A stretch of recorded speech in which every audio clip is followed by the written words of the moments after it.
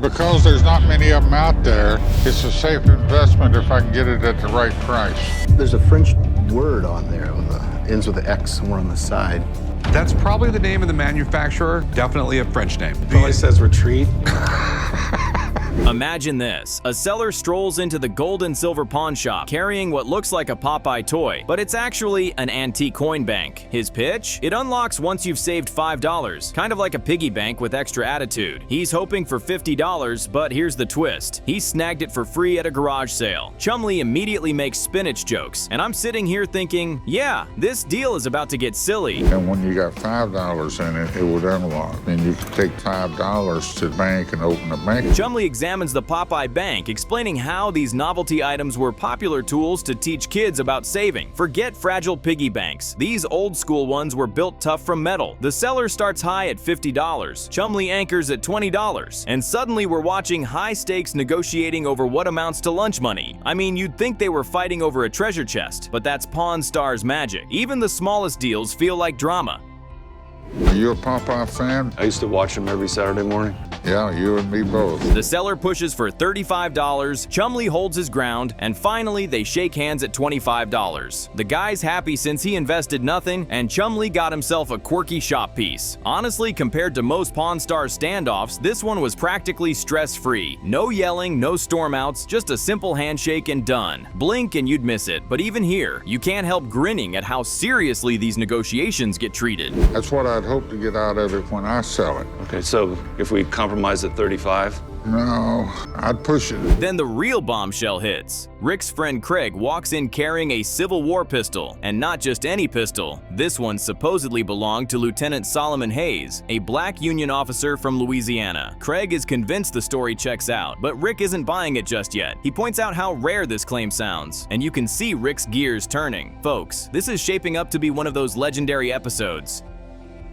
Greg, what's up, man? Rick, how are you? What do you got? A gun. That's generally it, yeah. Surprise. Craig is my gun guy, and usually... Craig insists the engraving proves it, but Rick knows better than to take stories at face value. That's when he calls in the big guns, literally the beard of knowledge, Civil War historian Mark. And when Mark walks into the shop, you know history class is about to get wild. Craig looks nervous, Rick looks skeptical, and I'm leaning in because this could either be history making or a giant flop. The tension is buzzing. It's engraved like most of these guns are engraved. Okay. Lieutenant Hayes, Company F. Mark drops pure gold. There really were black Union officers in Louisiana after the Union took New Orleans in 1862. The Louisiana Native Guard included officers elected by their own men, and yes, Solomon Hayes was one of them. Rick's expression is priceless, equal parts astonishment and dollar signs flashing in his eyes. Mark even calls it one of the coolest pistols he's ever seen. Talk about rare. My jaw's on the floor right with theirs.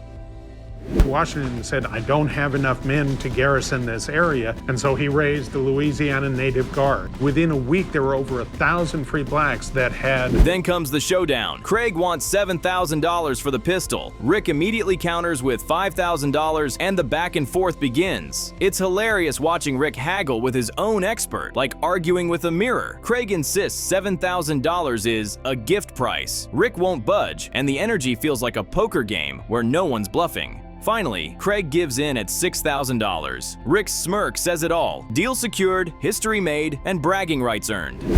I should want more now. Gee, gosh. I mean... You take 5 for it? No, Rick. I mean, look, I think 7,000 is... Next, a seller arrives with what could be a signed cabinet card photo of President Benjamin Harrison. She hopes it's the real deal so she can send her parents on a trip for their anniversary. Rick's intrigued, though Corey keeps teasing that Harrison might be their long-lost relative. Rick isn't buying it, but he's curious enough to check. If this signature is real, we're talking presidential-level payday. The setup feels ripe for a twist. Picture. Benjamin Harrison. Hey, Corey. It's like your great-great-uncle twice removed. Rick immediately suspects it might just be printed text and not an autograph at all. So, he calls in Stuart, his trusted autograph expert. Stuart shows up looking ready to solve a handwriting mystery. He inspects the slant, points out Benjamin's odd blip in the B, and then, cue the drum roll, confirms it's signed in ink by Harrison himself. Rick, Corey, and the seller all look like they just saw a ghost. Drama overload. Our 23rd president. According to my grandma, he's a relative of mine. They look identical, don't they? No comment.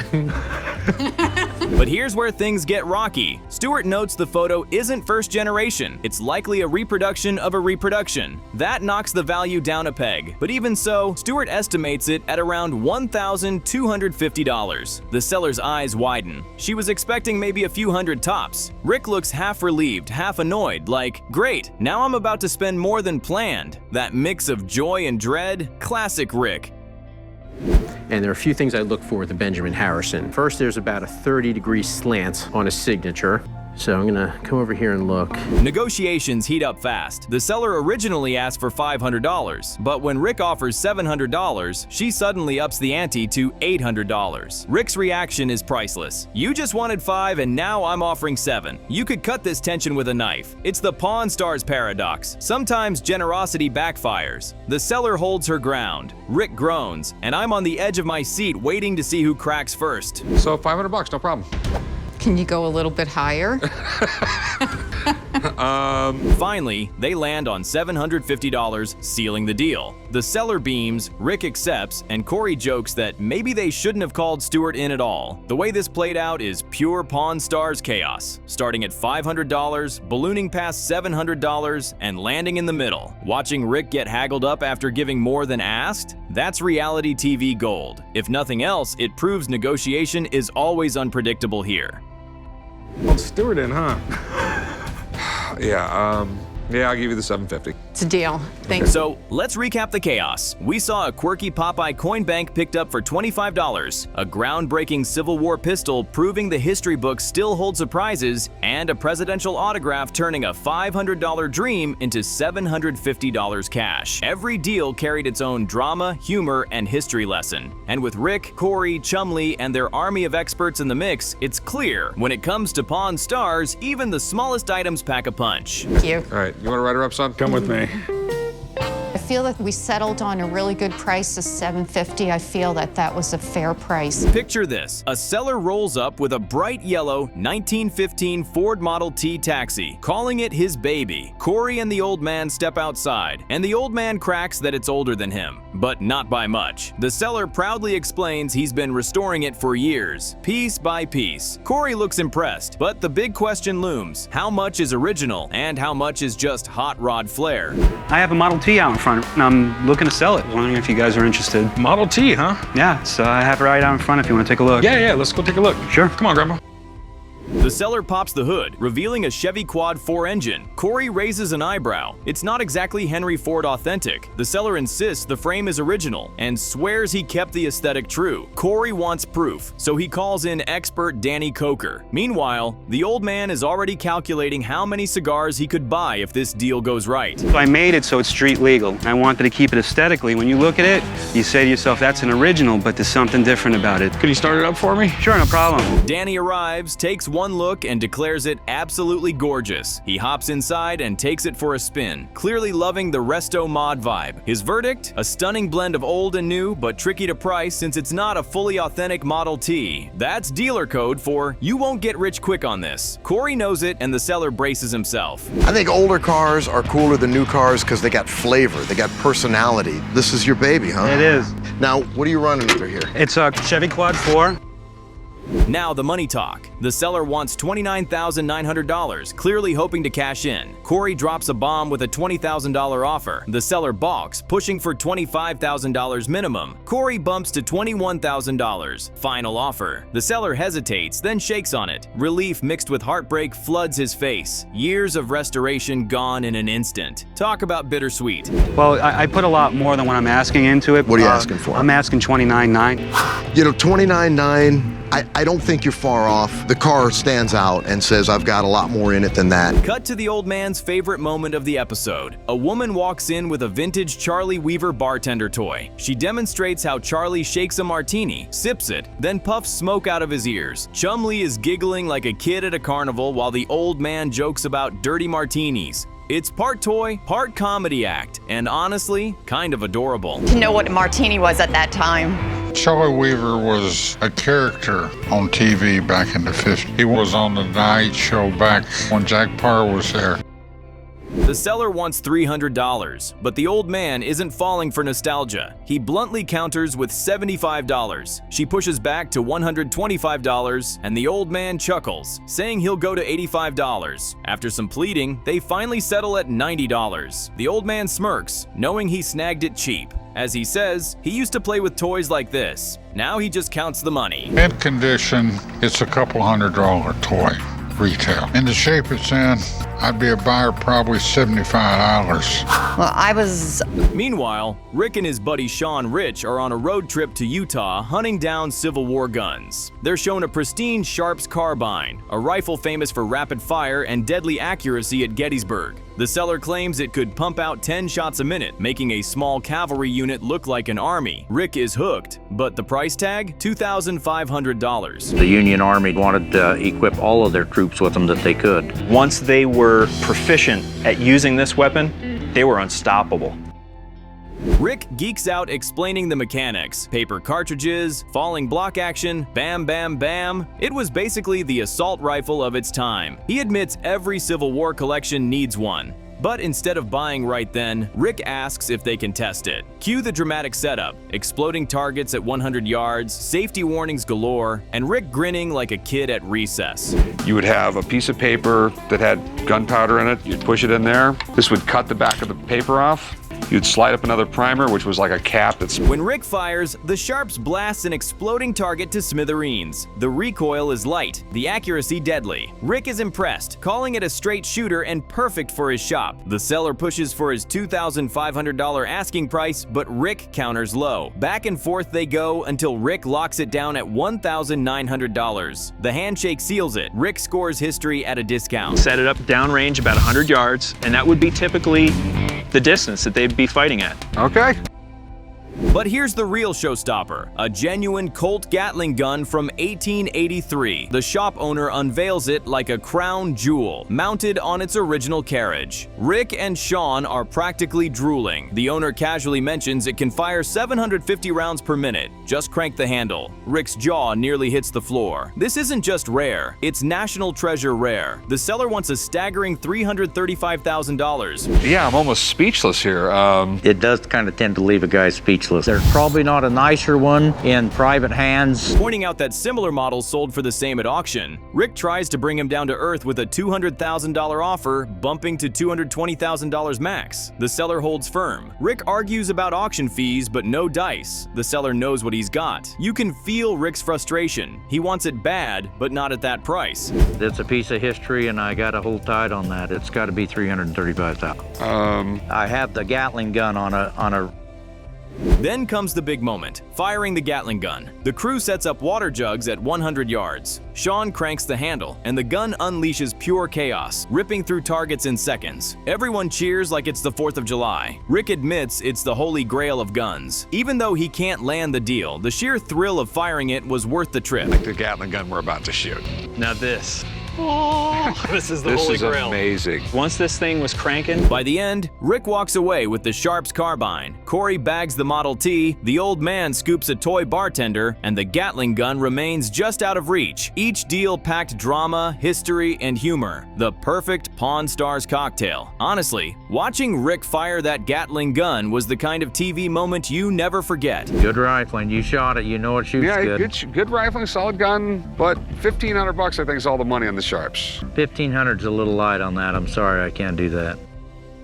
The holiday season kicks off at the Gold and Silver Pawn Shop with a rare piece of World War I history, a Princess Mary Christmas tin from 1914. The seller explains he grabbed it at a New Jersey yard sale for $15 and wants $200. Rick's eyes light up. He loves the backstory, especially since these tins were gifts to British troops. But when he notices it's missing the original card and tobacco, the value plummets. Hey, how can I help you?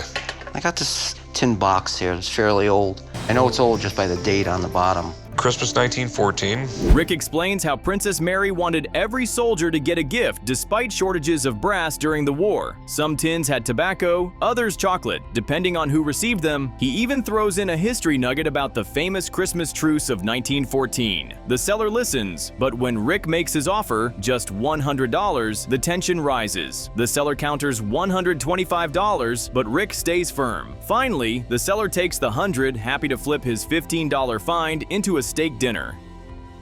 And it also had a little thing of tobacco in it, and they determined that the nurses... Next, a man brings in what he calls eye candy, and Rick perks up until he realizes it's not a pretty girl but an 1840-something hunting rifle by J.H. Rector. The seller claims Rector made only about 5 of these guns and asks $3,200. Rick admits he's never heard of Rector, and when Rick doesn't recognize a maker, you know an expert is about to get a phone call. It's a rifle put out by Rector from the 1840s. I like it, but I usually think of eye candy as a pretty girl. Rick's firearms expert Alex shows up and confirms the seller wasn't lying. Rector really did make guns in Syracuse, New York, mostly target rifles. This hunting rifle is authentic but heavily worn. The rifling is shallow. The silver mountings are rubbed away. Alex values it at just $1,500 to $1,750. You can practically see the seller's hope deflating like a popped balloon. Earlier, a guy came in with a pre-Civil War hunting rifle made by J.H. Rector. I've never heard of this guy, so I called in my buddy Alex, who's an expert on antique guns. Armed with the appraisal, Rick goes in for the kill. He offers $1,000, explaining old guns like this sit unsold for months. The seller pleads for $1,200, but Rick pushes to split the difference at $1,100. After a moment's hesitation, the seller agrees. Rick's satisfied grin says it all. Another deal locked in at his price. What are you willing to take? I think $1,200 would be a good price. I think $1,000 would be better. The festive theme continues when a woman presents Corey with 4 original Don Martin drawings for Mad Magazine. These colorful preliminary sketches for a Christmas issue are quirky, weird, and unmistakably Martin. The seller wants $3,000 and explains she hopes to use the money for a trip to Costa Rica. Corey likes the art but admits he's out of his depth. Cue the expert. I have 4 pieces of original Mad Magazine Don Martin preliminary art of the cover, one of their Christmas issues. Sweet. Chad, Corey's art expert, arrives and practically gushes over the pieces. He explains Martin's style, bulbous noses, floppy shoes, exaggerated humor, and values the set at $2,400 total. Corey seizes the opening, tossing out a lowball $1,000 offer. The seller scoffs, insisting that would be a loss, and countering at $2,000. Negotiation time. I was a big Mad Magazine fan. These are really interesting. These look like preliminary drawings or storyboard drawings. Corey bumps to $1,200, then $1,400, but the seller stands strong. Finally, she asks $1,500 flat, and Corey caves. Both look satisfied, but Corey knows he just snagged some rare holiday-themed Mad art at a price he can flip. But yeah, I think as a set, it's an interesting perspective into the process to come up with a magazine cover. Later, things get even more Christmassy when a man rolls in a 1-horse open sleigh dating back to the mid-1800s. The piece is covered in charming artwork of Santa, reindeer, and festive detail. The seller claims it's worth $4,300. Rick admires it, but immediately raises the Vegas problem. There's no snow in the desert. So what in the world do we have here? Well, this is a family sleigh. It's been in my mom's living room for many years. Rick inspects the sleigh, noting the runners were repainted, but most of the body is original. He explains that sleighs were once common winter transportation, though this one would have originally had oilcloth or leather, not its current fabric. The history is fascinating, but Rick knows the market for antique sleighs in Las Vegas is about as slim as Santa after a juice cleanse. These things were used in wintertime outside when it was nasty. This would have not been the fabric that was on it. Generally, things like this were either oilcloth or leather. When the seller asks $4,300, Rick laughs and throws out a $1,000 offer. The seller tries to argue it would look beautiful as a Christmas display, but Rick doesn't budge. The seller refuses to go that low, and the deal collapses. Sometimes even Santa's sleigh can't make it into the shop. Not gonna happen. Hey, the thing's made for snow. Am I getting a Clydesdale to pull me around the sand dunes? cents in this thing? To wrap up the episode, Chumlee tries to get into the Christmas spirit by buying Rick a gift. He presents Rick with the very same 1914 Princess Mary tin Rick bought earlier. Rick looks baffled, pointing out it's already shop property. Chum insists he bought it from Corey Fair and Square as a present. Rick's reaction? Equal parts laughter and disbelief. Only Chum could mess up a gift this badly. Might be a little gift I got for you. Thanks, chum. Christmas is about giving. Do I have to wait till Christmas or can I open it now? In the end, the holiday haul includes a World War I tin, a worn hunting rifle, quirky Mad magazine art, and a sleigh that didn't fly. Between Rick's firm haggling, Corey's grudging deal, and Chumlee's gift blunder, this Christmas special is stuffed tighter than Santa's sack. You can't even get a gift correctly. Well, I appreciate it, chum. No, you don't. It's obvious. Ebenezer Rick. The episode kicks off with a bang, literally, as Rick is confronted with a beat-up 1950s Coke machine that looks like it survived a gang shootout. Rick even points out what looks suspiciously like bullet holes. The seller insists it still turns on, though Rick discovers a spider condo inside when the door swings open. The seller wants $400, but Rick smirks and counters with $300. They finally settle at $300. Rick already imagining a profitable restoration. So what do we got here, man? We got a Coke machine that I'm trying to get rid of. I can see why. Rick explains the beauty of Coke machines. Restored, they can sell to collectors, restaurants, or even man caves. The seller leaves happy, but Rick knows the real gamble is what it'll cost to restore the rust bucket. And oh boy, he has plans. He calls up his restoration guy, who nearly faints at the damage. Wow, that's the roughest thing I've ever seen. Talk about a fixer-upper from hell. There's 500 spider webs at the bottom of this thing. Does it actually turn on? Yeah. To plug it in, it turns on. Meanwhile, Jim walks in with what he proudly calls the jewel of his collection, an 18th century Flintlock pistol. He claims it's Revolutionary War period, maybe even used for both shooting and bashing skulls. Corey interested, but Jim admits his wife forced him to sell it. Classic Pawn Stars subplot. He wants $1,000, but Corey calls in weapons expert Sean Rich to separate fact from fantasy. It's an 18th century Flintlock pistol used around the Revolutionary War period. After they'd shoot something, and they'd flip it around and Sean examines the pistol, pointing out markings that should match British military production from 1790 to 1820. At first glance, it looks promising, but then comes the dagger to the heart. The markings are stamped, not hand-engraved, and there are no proof marks. Sean drops the bomb. This isn't authentic. It's a reproduction worth maybe $75 to $100. Jim's face, pure devastation. So this is yours, Jim? Yeah. And what do you know about it? well, I got it at a gun show, and the seller had bought it. Corey looks sympathetic but firm. Jim admits he paid $800 for it and now has to face both the loss and his wife's "I told you so." This is Pawn Stars heartbreak at its rawest. Corey passes on the deal, reminding viewers the golden rule: no paperwork, no purchase. Sometimes the drama isn't in the deal, but in the dream getting crushed.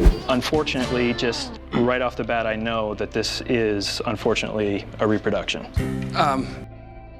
Next, a man lugs in boxes of comic books spanning the 60s to the 90s. Rick flips through X-Men, Black Widow, and even some Teenage Mutant Ninja Turtles issues. The seller thinks the stack is worth about $150, but Rick rolls his eyes, saying comics just aren't as hot as they used to be. He points out most are common issues and offers a paltry $20. Ouch. I have at least 130 comic books here. They range from maybe 50 cents to $1 a piece. The seller balks, so Rick bumps to $70, claiming they'll sit around forever before selling. The guy takes it, clearly disappointed, but Rick shrugs. He knows the shop might make small profit piece by piece. Chumlee, of course, would probably just read them for free. Another lesson: nostalgia doesn't always equal big money.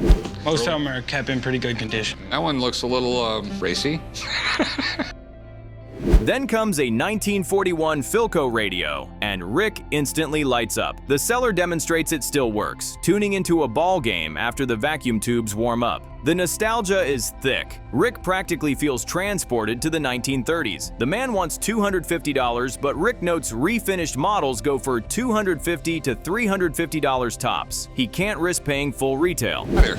This is a 1941 Philco radio. So does it work? Yes, I had it working today on the AM station. Rick offers $100, sparking visible disappointment. The seller counters $150, and Rick agrees, sealing the deal. He calls it the perfect perfect pet project for a buyer, a small restoration for a vintage look. For Rick, it's another safe bet. For the seller, it's a bittersweet goodbye to a piece of furniture that literally spoke. It comes out, there you go. Tubes have to warm up. The expression, "it takes a while to warm up," comes from the old radios.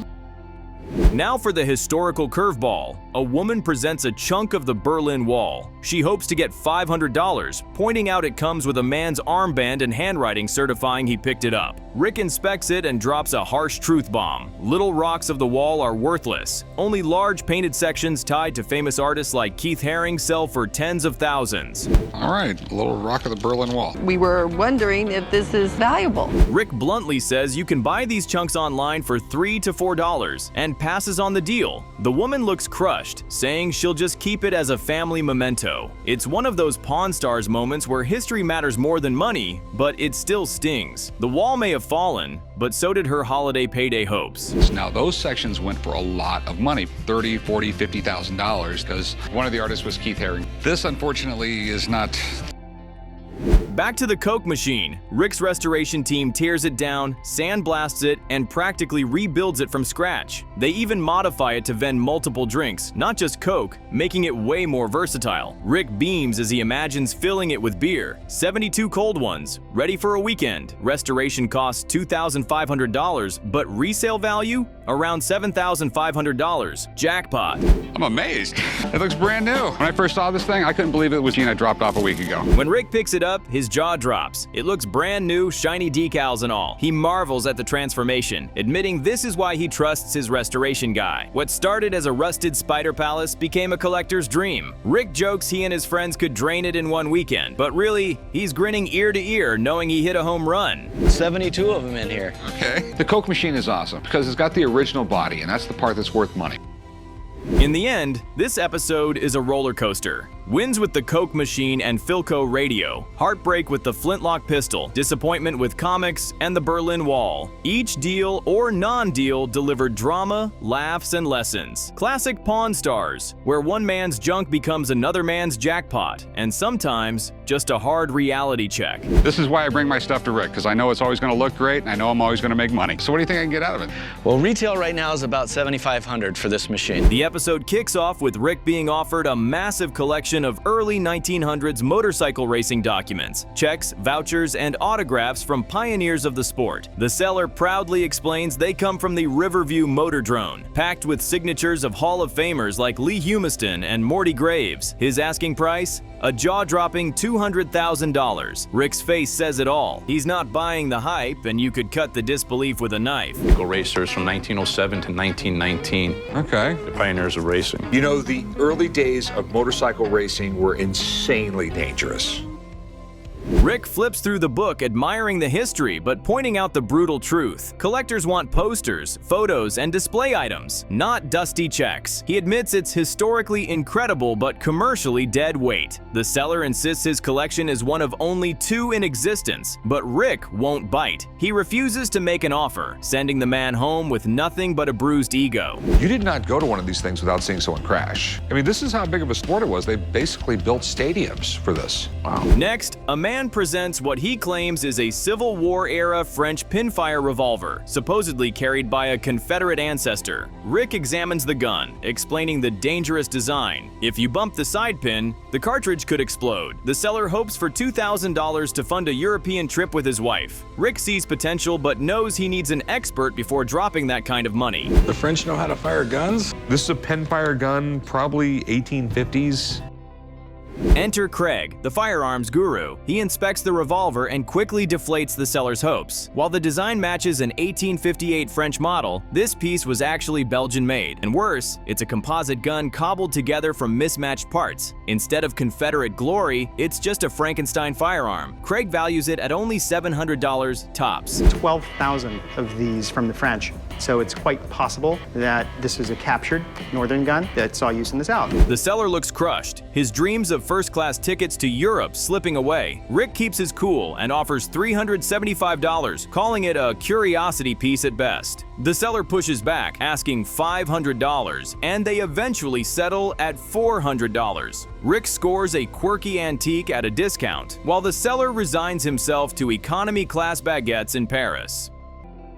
I mean, realistically, it's not what we hoped it would be. Then comes a true rock and roll highlight. A fan brings in a KISS Gold Record Award, signed by all 4 original band members. The seller, a proud member of the KISS Army, swears it's worth $3,500. Rick admits the band sold millions of records and marketed themselves on everything from lunchboxes to condoms. But autographs need authentication before any cash is handed over. Back in the 70s, these guys were huge. I mean, they were so great at marketing. They really were. The whole makeup. Rick calls in Steve from PSA/DNA, who inspects the signatures with a magnifier and compares them to his database. He confirms the autographs are real, signed in 1993 by Gene Simmons, Paul Stanley, Ace Frehley, and Peter Criss. The value, however, isn't $3,500. It's closer to $1,200 to $1,500. The seller's KISS dreams just hit a sour note.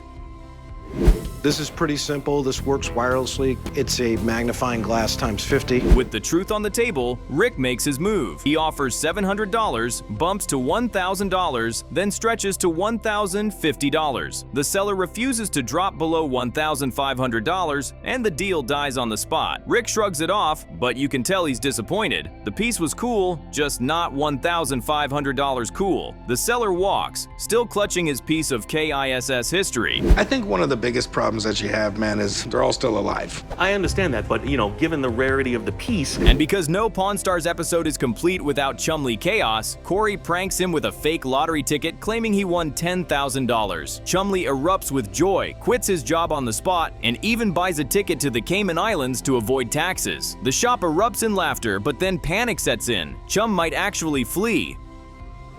Match 3 like amounts, win that amount. All right, I'm feeling lucky. Chum keeps talking about winning the lottery, and there's just no way it's gonna happen. Corey finally confesses it's a joke, and Chumlee flips out, furious about the plane ticket. Just when it seems like the prank went too far, Chum reveals he knew it was fake all along, and just used it as an excuse for a day off. Corey looks stunned, realizing he just got out pranked by the prank master himself. Talk about a twist ending. He's on his way back to the shop, and now I have to pay for the stupid plane ticket he bought. So in the end, Rick passes on $200,000 worth of racing history, buys a Frankenstein revolver for $400, loses out on a KISS Gold record, and the shop survives another round of Chumlee shenanigans, high stakes, dashed dreams, and a prank war finale. This episode truly had it all.